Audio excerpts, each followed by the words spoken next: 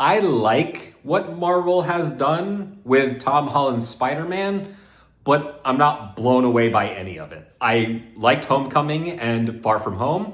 I thought No Way Home was really, really, really great. I don't think it's perfect. I think that movie also relies heavily on fan service and digging into the past and those big wow moments that you get in the theater that you can't unfortunately just do over for the first time again. So while those movies are great, I don't think anything has reached Spider-Man 2 levels. Like I said, big fan of that movie. I have its poster right there on the wall in case you can't see it, the whole thing.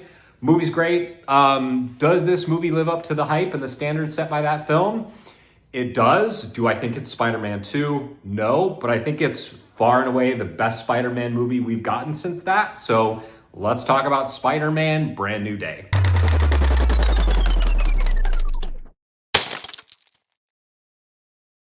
Thank you so much for checking out the video. Before we get started, click on the red subscribe button and the notification bell. That way you know whenever I post a new piece of content.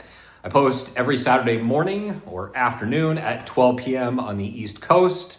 I post on Rumble, I post on X, and I post on YouTube at the same time. So thank you so much for watching, and let's discuss this movie because it is great. I'm not the only person who has been critical of the MCU post-Avengers Endgame. I think the two best movies they have made are Deadpool and Wolverine and Spider-Man No Way Home. And I think this now is better than all of that. I think this movie is fantastic. Destin Cretton does a lot of great work here. I didn't love Shang-Chi as much as some people did. I thought it was really good. And I was wondering if he would have the chops to make this movie and really go for something that is critically important to the future of Marvel. And this movie's a home run. It really is. Tom Holland, who is having a heck of a month because a couple weeks ago he was in The Odyssey and now he's in this. He has really come into his own, not just as Spider-Man, but as an actor, seems like a decent guy in real life. And this movie is just great. I don't have enough good things to say about it.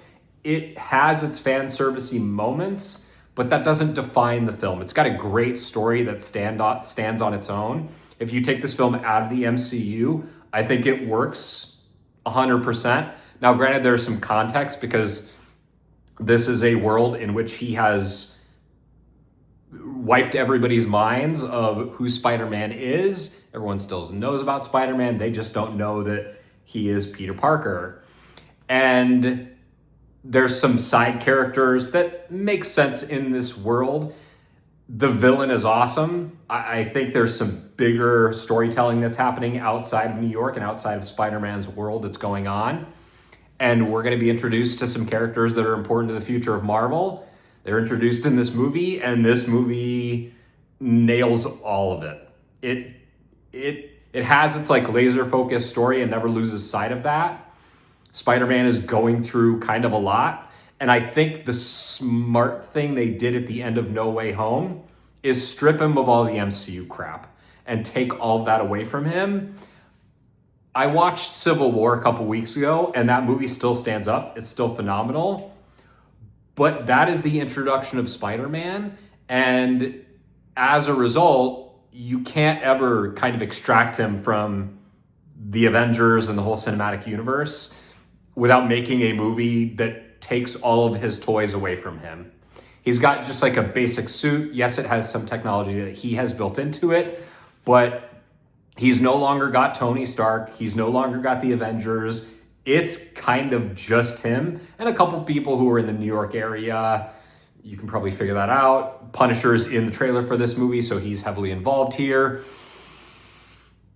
But by taking all of his things away from him and making a true Spider-Man movie where he's down on his luck, he's trying to do the right thing, his relationships around him are broken, and it's kind of just him now, I think that was such a smart decision. I kind of wish it had come sooner.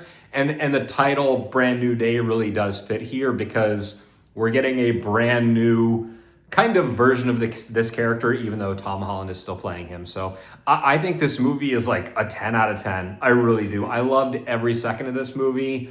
Super emotional, hits on all the right beats on all the right times. at all the right times. I don't have enough good things to say about this. And Holland deserves a ton of credit for sticking with this character through, what is it, like, I don't know, 6 or 7 movies so far that he's been in. Obviously appearances in Infinity War and at the end of Endgame. I just don't have enough good things to say about it. Movie looks fantastic. This is the best looking Spider-Man movie since Spider-Man 2.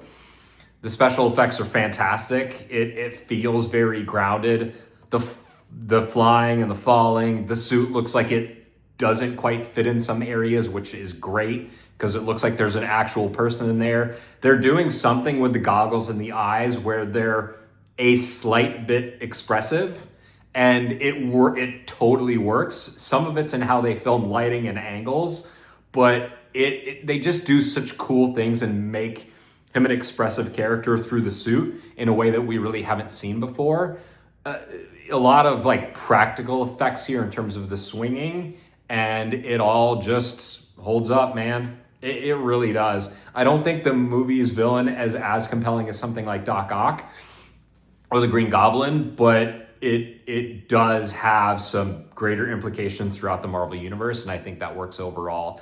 I've been really overwhelmed by the number of shows and side characters. I don't care about She-Hulk. I care about Daredevil, but not to the extent that I'm going to sit down and barrel through all those episodes to get caught up on what I need to know going into something like this. I think that's where Marvel has really failed since Endgame, is by oversaturating everything with the shows in particular. I think if they had just stuck to movies, we would be fine. But putting out, I don't care about Ironheart. You're not going to get me to sit down and watch that because those are characters I don't give a rip about. I don't care about She-Hulk. I watched Falcon and the Winter Soldier and was like, what the hell are we doing? I've just been so disappointed by so many things. And this movie does a lot to win back people like me who have checked out.